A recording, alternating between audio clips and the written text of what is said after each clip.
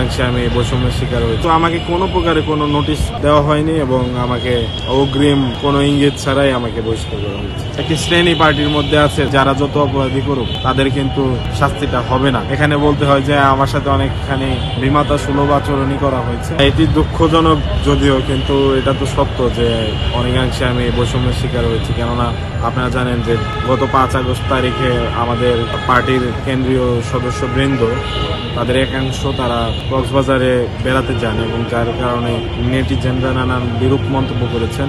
তো এটার ফলে কিন্তু পার্টির মান সম্মান খুব একটা বাড়েনি এবং তাদেরকে শোকজ দেওয়া হয়, তো যেটি পার্টির নিয়ম। তো শোকজ দেওয়ার পরে তাদের কিন্তু সরাসরি এসে কথা বলার উত্তর দেওয়ার কথা ছিল, কিন্তু তারা সেটি না করে সেখানে বসেই ফেসবুকে পোস্ট দিয়ে সেই শোকজের জবাব দেয়। তো এই যে সামগ্রিক একটি বিষয় যে তাদেরকে শোকজ দেওয়া হলো, আবার তারা ফেসবুকে শোকজের পোস্ট করে তারা দায়মুক্তি নিয়ে গেলেন, তো এটাও মানুষ ভালোভাবে নেয়নি। কিন্তু আমি ডাকসুতে মনোনয়ন ফর্ম সংগ্রহ করলাম, এরপরে তো আমার প্রার্থীতা আমি নাও করতে পারতাম, আমি তো এটা উইথড্র করতে পারতাম, আমার সেগুলো সুযোগ ছিল, কিন্তু পার্টি কিন্তু আমাকে সেই সুযোগটি আর দিল না। এবং এখান থেকেই বোঝা যাচ্ছে যে একটি শ্রেণী পার্টির মধ্যে আছে, যারা যত অপরাধী করুক তাদের কিন্তু সেই শাস্তিটা হবে না, কিন্তু আমার ক্ষেত্রে সেটি হলো। অর্থাৎ এখানে বলতে হয় যে আমার সাথে অনেকখানি বিমাতা সুলভ আচরণই করা হয়েছে। তো এটি আসলে পরিষ্কার যে আমি কেন জাতীয় পর্যায়ে ছেড়ে আমি ডাকসুতে আসছি। আমাকে বহিষ্কার করার ফলে আমার মান সম্মানের অনেক বেশি ক্ষতি হয়েছে। আমার যারা শুভাকাঙ্ক্ষী ছিল তারা প্রত্যেকেই অনেক কষ্ট পেয়েছেন, আমি নিজে তো কষ্ট পেয়েছি। তো আমি আশা করেছিলাম, যেহেতু আমি 24-এর গণ অভ্যুত্থানের একজন যোদ্ধা ছিলাম এবং তাদের সাথে কাঁধে কাঁধ মিলিয়ে আমি এই সংগ্রামে অংশ নিয়েছি, তো তাদের প্রতি আমার আস্থা ছিল যে তারা অন্তত আমার বিষয়টা ভালোভাবে বিবেচনা করবে। সেই জায়গা থেকে আমি আসলে অনেকাংশে হতাশ হয়েছি।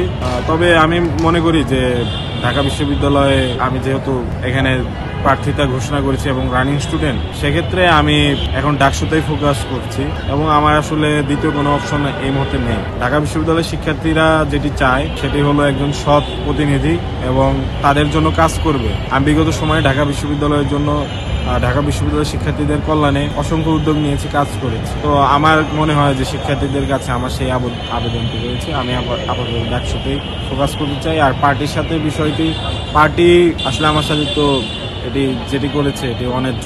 জাতীয় নাগরিক পার্টির যে পদযাত্রা ছিল সেই পদযাত্রায় আমি গিয়েছিলাম একটু দেরিতে, কারণ আমি প্রত্যাশা করেছিলাম যে জাতীয় নাগরিক পার্টির পক্ষ থেকে যে জেলায় জেলায় যাওয়া হচ্ছে সেই জেলায় যদি কেন্দ্রীয় কোনো সদস্য থাকে তাকে আলাদাভাবে হাইলাইট করা হয়। তো আপনারা যেটি দেখেছেন যে সম্মানিত আহ্বায়ক নাহিদ ইসলাম আমাকে যথাযথ সম্মান দেওয়ার চেষ্টা করেছেন, কিন্তু তারপরও জাতীয় নাগরিক পার্টির পক্ষ থেকে সেখানে যে আয়োজনটি করা হয়েছিল সমগ্র আয়োজনের মধ্যে আমি আসলে অনুপস্থিত ছিলাম। কিভাবে অনুপস্থিত ছিলাম? সেখানে প্রচারণার যে ফেস্টুন কিংবা ব্যানার কোথাও আসলে আমি ছিলাম। এমনকি সেদিন জাতীয় নাগরিক পার্টির যে অফিসিয়াল ফেসবুক পেজ, সেখান থেকে সিরাজগঞ্জে জাতীয় নাগরিক পার্টি আসছে, কিন্তু আমাকে অ্যাড্রেস করে কোনো প্রকারে কোনো কথা বলা হয়নি, যেটি অন্য সকল জেলার ক্ষেত্রে সকল জাতীয় নাগরিক পার্টির সদস্যের ক্ষেত্রে করা হয়েছে। তো সেই জায়গা থেকে আমার অবশ্যই খারাপ লাগা ছিল এবং এটি আসলে কেউ জানতও না, আমি আপনাদের জানালাম। আমার সামনের গতিপথ কি হবে এটি আসলে এই সামনের কয়েকদিন ডাকসু নির্বাচন এই সময়টুকুই বলে দেবে যে পরবর্তী গতিপথ আমার কি হবে। ঢাকা বিশ্ববিদ্যালয়ে আমি হলপাড়ার সমন্বয় করেছি এবং হলে হলে গিয়ে যে শিক্ষার্থীদের মাঝে ক্রাউড ফান্ডিং করা সেটি করেছি, তাদেরকে আমাদের ইশতেহার সমেত যে লিফলেট বিলানো সেটি করেছি এবং প্রতিদিন নির্ধারিত সময়ের আগে আমি গিয়ে তাদের হলে হলে গিয়ে, এমনকি রুমে রুমে গিয়ে, রিডিং রুমে গিয়ে, ক্যান্টিনে গিয়ে আমি তাদের ডেকে এনেছি। যখন তারা ভয় পেত তখন তারা আমাকে দেখে সাহস পেত এবং এগুলো করতে গিয়ে কিন্তু আমি ছাত্রলীগের দ্বারা অপদস্থ হয়েছি প্রথমে এবং পরবর্তী সময় ছাত্রলীগ আমাকে মেরে ফেলার উদ্দেশ্যে কিন্তু হামলাও করেছে। তো সেই জায়গা থেকে ঢাকা বিশ্ববিদ্যালয়ে যে এই আন্দোলনের যে গতিপথ সেখানে আমার অবদান ছিল। তার আগে যখন হলে থেকেছি, হলে শিক্ষার্থীরা যারা ছিল জুনিয়ররা, তাদেরকে ছাত্রলীগের যে ভয়াবহ রূপ, সেই ভয়াবহ যে আগ্রাসী রূপ, সেখান থেকে আমি সর্বাত্মকভাবে তাদেরকে সাপোর্ট দেওয়ার চেষ্টা করেছি যেন তাদের গায়ে কেউ হাত না তুলতে পারে। কিন্তু আমি মনে করি যে